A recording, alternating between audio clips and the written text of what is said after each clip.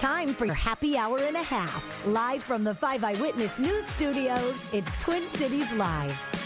Hey everybody, welcome into Twin Cities Live. It's a brand new week here. It is Monday. Hope your Monday is going well for you at home. How are you doing? How about the fact that once again we sort of oddly coordinate? I don't know. I was feeling a little floral today. I planted the garden yesterday, so I was going for the flowers. And you got the green. Yeah, well, I'm actually kind of mad the fact that I'm wearing this because I don't know about everybody else. Like, I'm not happy about the weather out there. I know. So, it is a struggle. You know, I have a stack of sweaters in our closet. Yep. And I'm like, I never have to touch those ever again because they're done. Season's over. And here I am, kind of cold outside. And so I throw on this little number, and you're wearing green as well. Because that's not how it works in Minnesota. You know, my parents' wedding anniversary is June 6th. And my mom always says, you can't put your coat away till June 6th in Minnesota.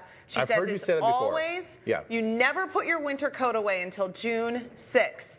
Then you're good to put the winter coat away. But before that, nope, you're just tempting fate. You're going to have to go down to the basement and get it. You should have seen, I know I'm one of thousands of parents that had to suffer through these baseball tournaments this weekend because there was a baseball tournament basically in every community. And all the parents are there in our parkas. Like in our winter, I wore the little Aurora thing. I don't even know if I'm pronouncing that correct. I don't know what that is. It's the little charge thing that you can it's got the heating elements inside. Really? It's like a little, I don't know what the company's... It's like a microwave for your body. Kind of. I'm really screwing this up. Basically, you just plug it in. It's got a battery. It's got these heating panels in it, and you just push the button, and then it warms the whole jacket up. Oh, I've never seen that. Oh, you got to get Jay one of these things. Really? It's amazing. Okay, so I had to break that out, which is normally a winter thing, because I just want to watch baseball in the springtime. I know. It's a very fascinating thing. Let's hope it warms up. We'll get a couple check-ins with the weather during this very broadcast. We are also going to find out who our next American Idol is. It's been a long time coming. Do you have any guesses? I did not see. I didn't either. I did not look at it. So it's going to be a surprise to both of us. Yeah, this will be really fun. Okay, also, you have this really cool story. Okay, it's about My Genetics. It's a tool that we can all use, and it gives you these really cool genetic markers and whether you have them or you don't. Right. And I think it's a great tool that we should have. More information when it comes to our health, the better. So I'm really looking forward to you seeing this story, meeting a doctor who says it's making a huge difference in terms of his relationship with his patients, and meeting a woman who decided to take some action based on her results. We also have a really special giveaway. We teamed up with Simple and Grand.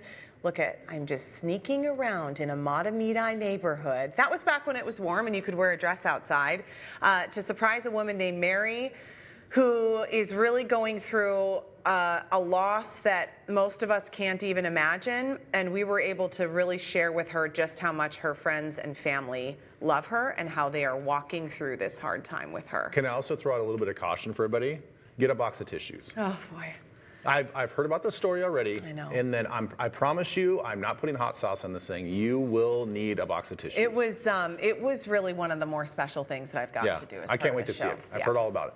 Our office is a little more quiet than usual. That's because a group from our staff is out globe trekking. Oh, Twin Cities Live reporter Kristin and nearly 250 Twin Cities Live viewers. Gosh, our ratings are going to be down because of this trip. They're all in Greece. This is a trip led by Minnesota-based Carousel Travel. We love them, and Kristin sent us this message. Hi, Ben and Elizabeth. Greetings from Greece. We are on our very first excursion. This is Rhodes, Greece, which is known as the friendliest city in the Mediterranean, and I can absolutely say it lives up to that friendliest name because our tour guide, Maria, extended our tour by inviting us out for beverages. Where are we right now? Well, you are in a very interesting courtyard that was part of one of the 8 inns that the Order of St. John the Baptist used, especially the people of French origin from the area of Auvergne. Because this is a medieval city. Yeah, it's 14th century. All around you is the original building of the 1400s. It was one of the largest inns, and slowly we're going to restore it. It is so beautiful. Yeah, it is. And there's a really fun tradition in Greece that you're here to show me with this bread, olive oil, and salt. Yes. What happens is that we grew up with the essentials of life, and that is bread, olive oil, and salt. We live in a very hot environment, so salt is necessary, so we keep our body fluids high. Olive oil gives you calories. Yes, of course, does give you calories, but also is very nutrient for your body, and bread as well. Now, in front of you have different types of bread. Some of it is darker in color, some it has no yeast inside, some is very flat, some of it has a lot of sesame around it because sesame is good for your hair. So when we go home, as mama or grandmother is making the meal and it's heating up the meal, we may have, some bread and some olive oil to dip.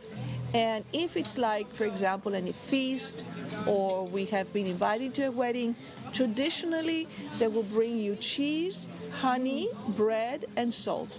Why? Because later on the day or during the festivities, you're going to drink alcohol.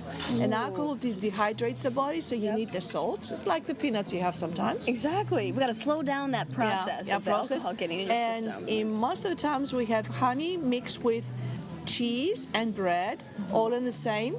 There's bread, slice of cheese, some honey on it, so that the whole thing coats an interior layer of your stomach, so that you don't absorb immediately the alcohol. The effects. The effects of alcohol. This is fantastic. So these are the different types of bread. You just take a little piece, dip it in the olive oil, and put a little bit of salt on it. Okay. And that's it. So this. Okay. Why do you say cheers? And try it. And then we've got a margarita pizza right here. And try this bread as well. And the olive oil in Greece? Yes, and this is homemade. This they make it here. Homemade. Oh my gosh. A bit larger because it's a bit flaky. Yeah. And a little dip? Yeah. Completely different taste. Yeah. And it has inside olive oil. Fantastic. Thank you so much. You're welcome. Enjoy. Bye, guys.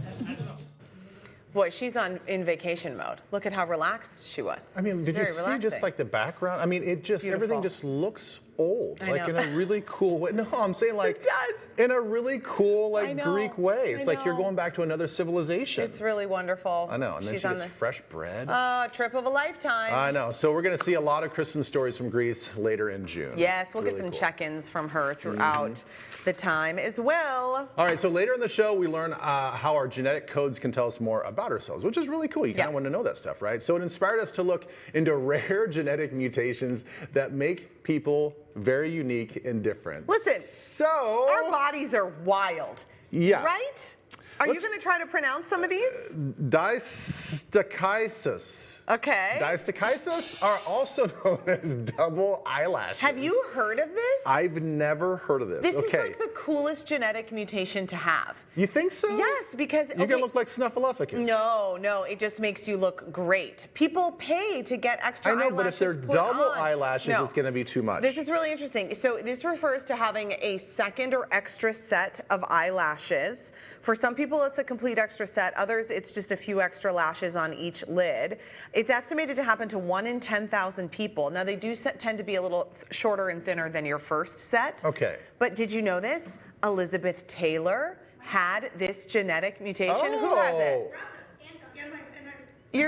Rob and Gus have it. Mandy's husband and How did you know? son. Well, his lashes, if you look, they're so thick. I do notice that, but does he know he has this mutation? Oh, we didn't know it was a mutation. Oh, wow. Well, I mean, it sounds like a cool mutation. Like, there's nothing else that comes. There's no other side effects to it. Because Listen, there's if some you're of these others that we're going to get into. You're like, it's kind of cool, but you don't want the other side effects. Yeah, if you're going to get extra hairs, you might as well have them on your eyelashes. You know, not coming out of your ears or something. I know, which is happening. I gotta take a look in there and pluck those things out. Interesting. Okay. That's very okay. How about Waardenburg syndrome? Okay, I actually saw this on Instagram. This is really cool. It's a rare inherited genetic disorder. It often manifests. Now, here's what I was talking about: in hearing loss, or a change in the pigment in your hair, skin, or eyes. I know someone with this. Yes, look how steely blue that eye is, okay? Wow. There's a tribe in Indonesia. Many members have Waardenburg's syndrome. So they have this look how strikingly blue that is. These eyes are stunning. Isn't that fascinating? Wow. Oh, and sometimes you get one and then not the Yeah. other. So it affects about 1 in 42,000 people. Interesting. I wonder if it impacts their sight at all. If you could, because blue eyes have a harder time. Yeah. They take in more light. Like Right. my husband has blue eyes and he always has to wear sunglasses because you're just more sensitive to light. I kind of feel bad for them because you'd want to tell them, like, you have beautiful eyes, but then they can't hear you because they have hearing loss. And like, you have beautiful eyes. Like, what? Maybe you could write it out. I'm trying to give you a compliment. Maybe you could write it out. Maybe it would. Okay. What about POV?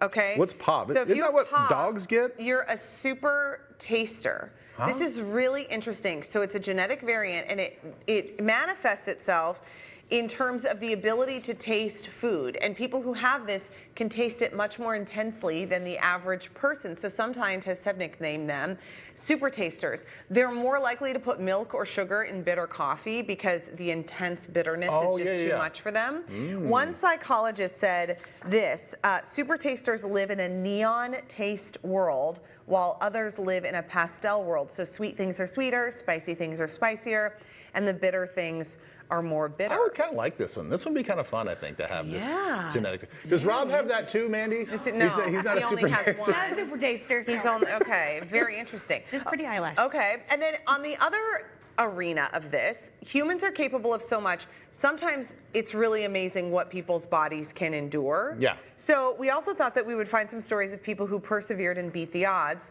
just showing how resilient our bodies are. Oh, I love these. I love these stories. This is Yes. amazing. All right, so get this one. Julianne Kopecky, I'm going to say that's her last name. She was 17 years old when she took a plane trip that was expected to go from Lima, Peru to Iquitos. But the plane was struck by lightning. Wow. Oh boy, that's scary. The plane crashed. She was the only survivor. She was dropped deep in the Amazon rainforest, alone in her plane seat. No What? way. This is straight out of a movie. She was likely the only person in her row wearing the seatbelt, which she should always do in a car and a plane. She suffered a concussion, a broken collarbone when she fell to the ground. Luckily, her parents were scientists who studied the Peruvian jungle, so she knew all about it and everything to look out for. She was aware of the sounds the animals made and how to survive in the jungle. She didn't have her glasses, so that's tough, but she was able to listen to the sounds of the animals to orient herself. Oh my gosh. What?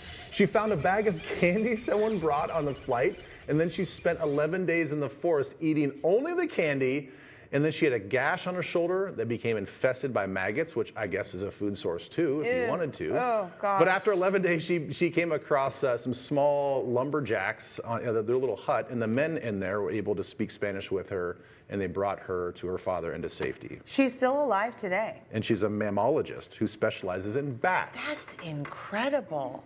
I want to read a book about her. I know. bet there is one. Okay, how about The next one. Mauro Prosperi, okay? So Mauro Prosperi competed in the 1994 Marathon des Sables, which is a 6-day race across the Sahara Desert. This feels not great from the beginning. torturous.